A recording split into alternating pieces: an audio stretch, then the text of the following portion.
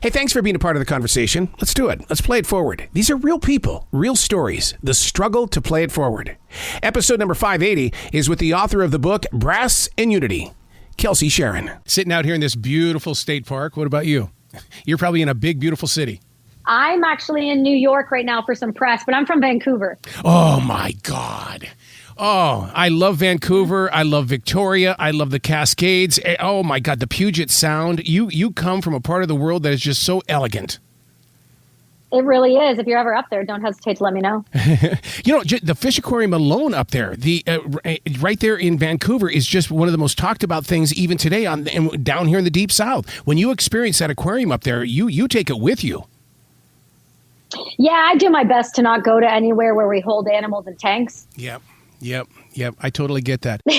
Hey, I gotta tell you that I can really relate with Brass and Unity 1, and here's how, and it has to do with my father, who he always told us that he waited till he was old enough to go to World War II. He lied to us. He got in there illegally somehow, some way, and then to see that you did it at 19. What is it that you were feeling in your heart that called you to Afghanistan? You know, for me, I went to college at 17. I joined the Army at 18, and Canada was becoming involved, and you could not see it. It was everywhere you looked. We were starting to see bodies come home, and I met a lady on a bus, and she had a massive impact on me in such a way that I quit college and I joined the Army. I just wanted to serve my country, and I wanted to help those women and kids over there. I love the idea when you say you wanted to help your country, because that to me is the ultimate sacrifice of serving your community. Some people like to just go and donate a couple of hours. No, you were truly serving your community. You know, I think anybody who's willing to do anything selfless should be honored regardless of what it is. But I can tell you right now that, you know, the way of the world at that time was, I was feeling helpless, and I didn't know another way to help. And I couldn't sit there and sit back and go, well, not my problem. I'm not that type of person. You're right about that, about the world. It was changing very quickly. It wasn't just a North American thing. The whole planet was starting to change. And if we didn't find some unity within our meetings and community, then things were just going to go awry. 1,000%. You nailed that. We needed to find unity. We needed to find each other, and we needed to band together. And that's the beautiful thing. You know, since COVID, we've lost a lot of that. It's a lot of me, and we've lost our community. And we need to dive back into that together, because that is why the suicide rate are what they are. People are feeling alone in some of the most populated cities in the world. People are walking around feeling alone, and that breaks my heart. Mm-hmm. Yeah, you suffered from PTSD. They sent you home, but you would not let that get in your way. No, it took me a long time. Don't get me wrong. I mean, it's been almost a decade and a half of continuous work and therapy, and it was not easy for the first 5-6 years. You know, suicidal ideations and everything in the back of my mind were real. They were there, and I felt them.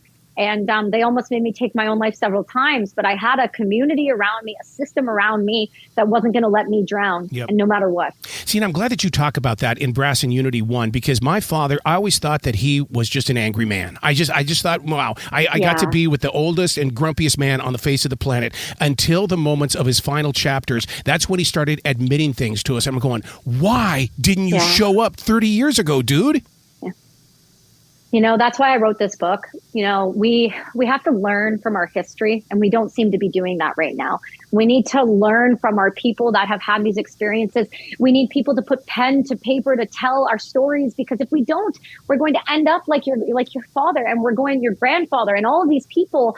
We need to tell our stories, because these are stories of people who have gone through the worst things in the world, but there's so much to learn from that. There's so many lessons there. And if we can put pen to paper, it will not only help you heal through journaling, but it will help those that are reading it to feel like they are not alone in this thing. Now, did you journal? Because I'm a daily writer every day since 1994. There are times I put stuff in that journal. I don't know if I want to go back and revisit it.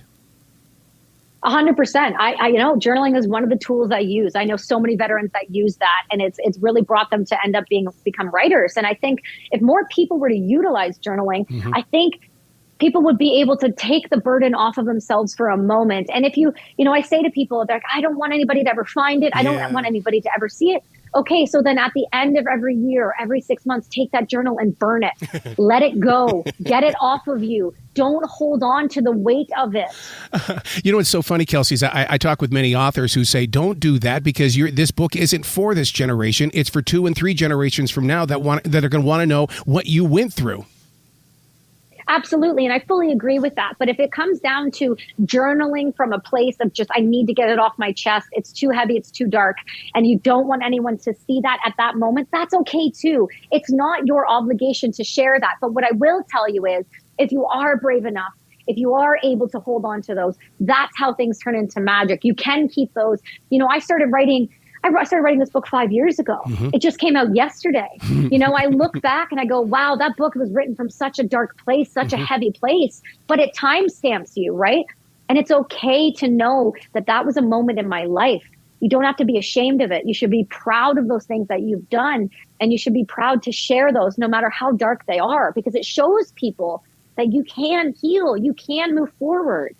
How much of Brass and Unity 1 is what I call defragging? You ask yourself the questions, then you question the answers, and you get that circle and ball bouncing. Oh my gosh, it's exactly what it is. It's just getting it off of my mind, getting it out of my body, letting go of it, and not holding on to it. Because we understand when you hold on to trauma, you hold on to these things, it will make you physically sick. Mm-hmm. A few minutes ago, we were talking about how that we needed unity during this time that you were going to Afghanistan. And just this morning, we learned that the G7 is going to start helping Ukraine. That's the kind of world unity that we need to start seeing. Yeah, it's, you know, Ukraine is a hard one. It's a really, really hard one. Yep. I think that what was done there, it should never have been done. The fact that he went into Ukraine the way he did was disgusting, to say the very least. But what I will tell you is, you talk to any combat veteran and they're never going to advocate for more war. Mm-hmm. I'm never going to advocate more war. War is not the answer. Mm-hmm. Communication is the answer. Removing the egos from these leaders who want to puff their chest, that is the answer. You cannot win wars. All you're doing is you're destroying the next generation of men and women. You are setting the next part of the world up for pain. We don't need more war. We need more conversation. Yes. That is so interesting that you bring that up. Kelsi, just the other day, I was reading an article that's comparing the millennials and Generation Z to the baby boomers. They're saying they are one in the same. They have a voice. They want to be heard, and they will be heard. And just hearing you speak, it is true. That fire is inside of you. Yeah, it is. And I'm not going to stop either. You know, we have a suicide crisis going on right now with our veteran community. It's gone from 22 a day to upwards of 44 and bounces in between. But one person taking their life, one a day is too many. And when you have war like this, you're going to have the next generation of trauma after trauma after trauma. And we need to start healing and stop bleeding on everyone else around us. We can heal, but you have to do the work to do it. And it's going to take within the community, because we understand all that our governments are willing to do right now is over-medicate, highly prescribe, and say, well, too bad. Yeah. You know, if they spent 1/15 of what they do for this Camp Lejeune thing, where they want to take people to trial and stuff like that, if they spent 1/15 or even half the money on trying to help people that have mental issues because of serving their nations, then the conversation is out there. Then people are going to come forward and they're going to come out of their homes and they're going to start having those talks.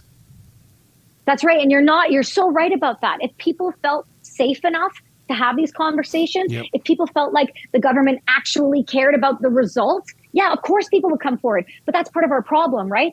All they do, they spend their money and their time telling us that we're wrong, that we're broken, that we're damaged, that we're never going to be any good, that we shouldn't even try. And that's the message that Canadian government sends, that the United States government sends. Take your pills, sit at home. You are no longer useful to us. But you know what's interesting, Kelsi, and as a civilian, I'll see the men and women with the hats and with the shirts that say that they served, and I'll walk up to them and I'll thank them for serving our nation, and they just go, don't, I was doing my job. And I go, yeah, what a job it was. Yeah, but I agree with that statement. You know, I say something that's a little controversial, and sometimes I say, like, people will thank you for your service. I said, do you know what you're thanking us for? No. Do you? Probably the celebration of war, or what? Yeah, it's not even the celebration of war. I think a lot of people have misconceptions of what we did over there, right? And I think that's the reality, and that's okay. But you can't expect everyone to understand war until they're in it. I didn't understand it. I didn't know what I was walking myself into. I was 18. Yeah. But that's what it's like. Rich men put young men to war because rich men know what's going on and young men don't. Oh, you hit it right on the head. Let's create a protest over just that thought. Oh my God. Yeah, sorry about that. No, yeah, I'm a little much that. for people. No, you are not. You are a voice. You are a leader, and that's why listeners have got to read this book, Brass and Unity 1. I wish I had more time with you. Oh my God. I need to follow you, and I need to reach out to you, and I need to extend this conversation. All you got to do is reach out to me on Instagram at Kelsi_Sheren or Brass and Unity, and I promise you I will make that happen, my friend. Let's do it. Let's do it. Well, you be brilliant today, and thank you so much for opening up your heart to us. Thank you so much for having me and for your time. I really appreciate it.